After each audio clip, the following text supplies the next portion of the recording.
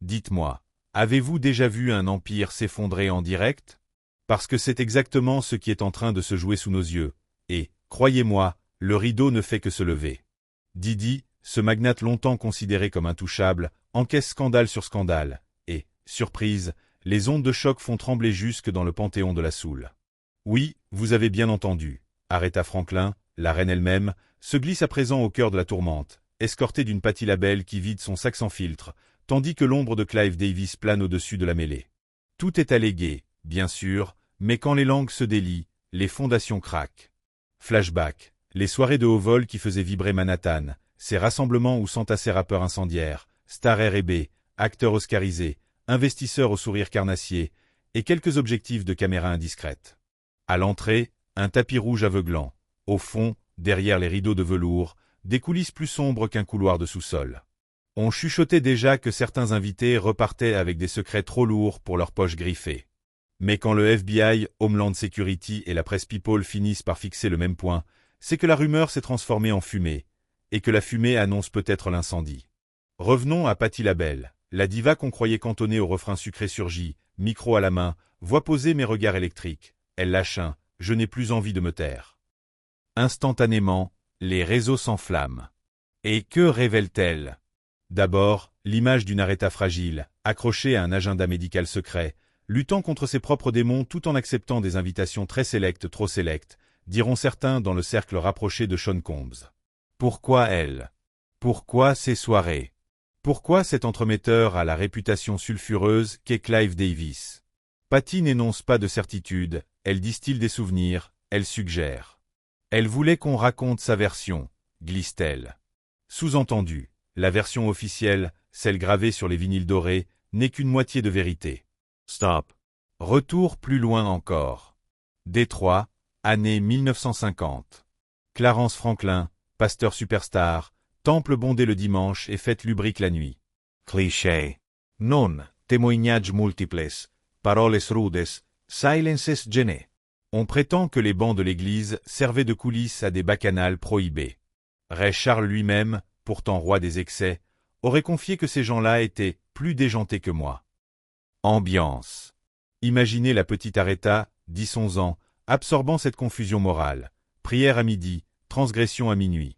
Difficile, ensuite, de tracer une frontière nette entre le sacré et le profane. En 1955, premier enfant.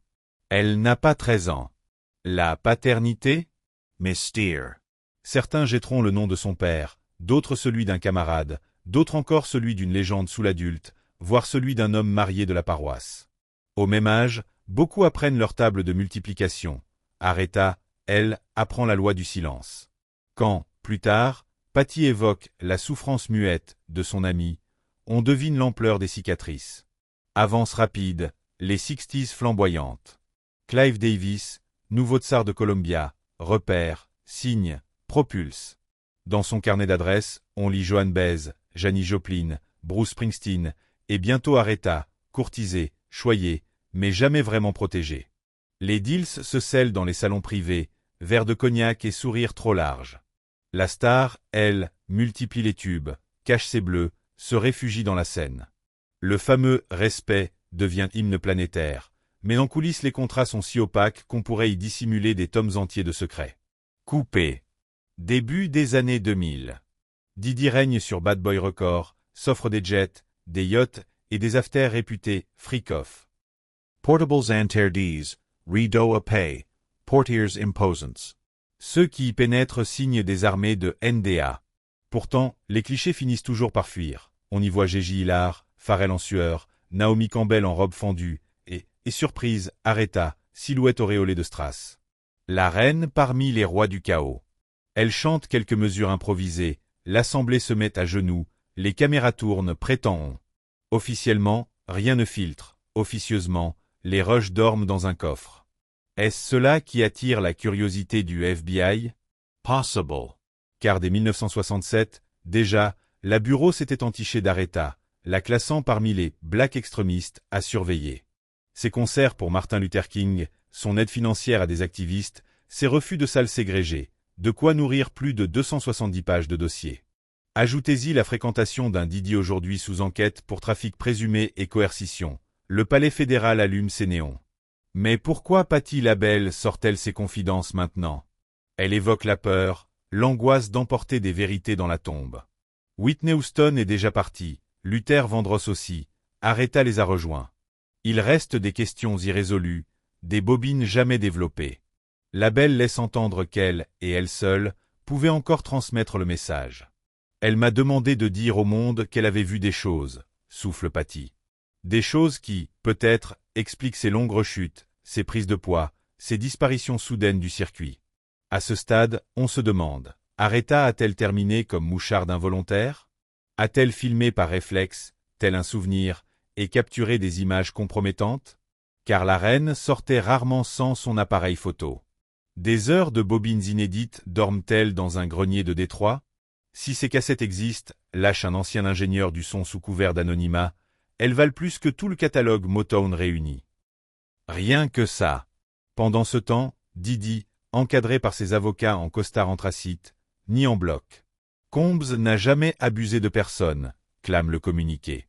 Pourtant, les plaignantes se multiplient. Des danseuses disent avoir été piégées dans des chambres sans fenêtres. Des assistants jurent avoir vu des valises de cash transférées pour acheter des silences. Les jets privés servaient aussi de scène de crime potentiel, avancent des ex-sécurités. Tout reste à prouver, certes. Mais chaque nouvelle déposition ajoute une fissure. Clive Davis, lui, maintient un mutisme glacial. L'homme qui célébrait chaque Grammy Week avec une réception prestigieuse, celui qui avait persuadé Whitney de signer ce contrat mythique à 100 millions de dollars, se retrouve interpellé dans les couloirs. Saviez-vous? Il hausse les épaules, la coupe de champagne tremble à peine. Les rumeurs le disent irrité, désorienté par ce retour de flamme tardif. Il ne s'était sans doute pas attendu à ce que le nom d'Aretha ressurgisse dans un dossier qui, initialement, semblait cantonné au hip-hop.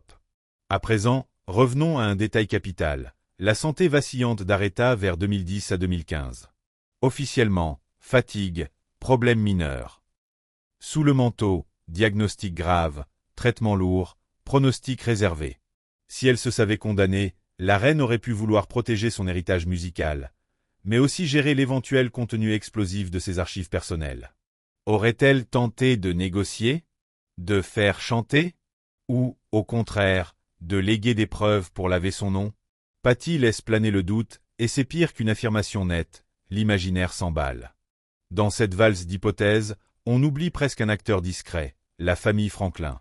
4 fils, dont certains déjà en conflit pour les droits posthumes. L'un d'eux affirme que des cartons ont disparu de la maison maternelle après son décès. Un autre suspecte la succession d'avoir été manipulée par des conseillers extérieurs. Imaginez, quelque part, un disque dur égaré, bourré de vidéos non montées, de notes vocales, de journaux intimes. Il suffirait d'une clé USB surgie sur la toile pour retourner Hollywood comme une chaussette. Répétons à voix haute, tout est allégué. Légalement, rien n'est jugé. N'empêche, Gigi garde profil bas, Beyoncé décline toute invitation mondaine, des managers paniquent, effacent tweet, vérifient alibi. Les tabloïds flairent la une du siècle. Les chaînes câblées préparent marathon docu-série, Netflix réserve déjà un titre choc. Le grand public, lui, dévore, commente, partage, se scandalise, puis redemande une dose. Interrogeons-nous, pourquoi cet appétit pour le drame? Parce qu'il mêle gloire, argent, secret, musique. Parce que les chansons d'Aretha ont accompagné mariage, deuil, révolution intime. Parce que, soudain, l'icône s'humanise faille, erreur, fréquentation douteuse. Cela nous rassure, peut-être, de voir que même les légendes naviguent dans les eaux troubles. Et cela nous terrifie, aussi. Si leurs icônes peuvent tomber, qui est réellement protégé? Tour d'horizon rapide. Côté justice, on parle d'un grand jury fédéral déjà convoqué. Côté industrie, de grosses annonces annulées, des sponsors qui se retirent. Côté fans, pétition pour préserver l'héritage d'Aretha, pour protéger sa mémoire, disent-ils, sans toujours préciser de quoi. Patti LaBelle, entre deux concerts, tweet un message simple, cherchez la vérité. C'est tout. En guise de PS, elle ajoute, tout est allégué. Et si la vérité se trouvait dans ces vidéos fantômes? Imaginons la scène, la lumière vacille, la caméra tremble, les visages surgissent, les éclats de rire dissonnent. Un plan furtif capture une main, un geste, un échange compromettant. Suffisant pour briser des carrières, influencer un procès, réécrire l'histoire de la musique. On comprend mieux pourquoi certains se seraient donné tant de mal pour enfermer ces bobines, ou au besoin, les détruire.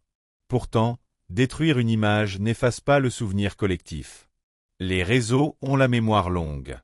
Les archives numériques, encore plus. Il existe toujours un duplicata quelque part, un ancien employé rancunier, un cloud oublié. À l'ère du tout-partage, le secret absolu n'existe plus. C'est peut-être cela qui effraie le plus Clive, Didi et compagnie, l'idée qu'un simple glissement de souris puisse faire s'écrouler un demi-siècle de storytelling. Alors, où en est-on? Didi se débat avec plusieurs plaintes, dont certaines évoquent trafic d'influence, coercition, dissimulation de preuves. Les procureurs compilent, interrogent, recoupent. Patti LaBelle promet de « remettre des documents », si nécessaire. Et l'esthète Franklin, lui, publie un communiqué lisse, mais en coulisses, les avocats s'arment. La presse évoque même la possibilité d'exhumer symboliquement les journaux intimes de la chanteuse pour évaluer d'éventuelles mentions compromettantes. In fine, quel impact sur l'héritage musical? Peut-on encore écouter « Chain of Fool » sans penser chaîne de scandale? Put on Savorer, I'll Be Missing You, sans Visualizer on Dispositive DE Code Federal? Ces chansons inscrites dans notre ADN culturel se voient maintenant entourées d'un halo gris. Mais, paradoxalement, la tension dramatique ravive aussi l'intérêt. Réédition, vente en flèche, documentaire en précommande. Et si l'on adoptait un pas de recul, Aretha, Patti, Didi, Clive, des destins entremêlés par la gloire, l'argent, la politique et des failles humaines béantes. Des génies qui, chacun à leur façon, ont négocié avec l'enfer du show-business. L'histoire nous montre qu'aucune légende n'est inoxydable. Certaines finissent canonisées, d'autres consumées. Souvent les deux à la fois. Alors, amis auditeurs, retenez votre souffle. Les prochains mois risquent d'être volcaniques. De nouveaux témoins se préparent à parler, des contrats de non-divulgation expirent, des coffres se rouvrent. Peut-être qu'un jour très proche, une vidéo apparaîtra, grain épais, lumière orangée, voix lointaine, et que tout deviendra limpide, ou plus confus encore. D'ici là, n'oublions pas, tout est allégué, rien n'est réglé. Mais une chose est sûre, le rideau de velours se déchire, et personne ne sait encore quelles coulisses on découvrira derrière.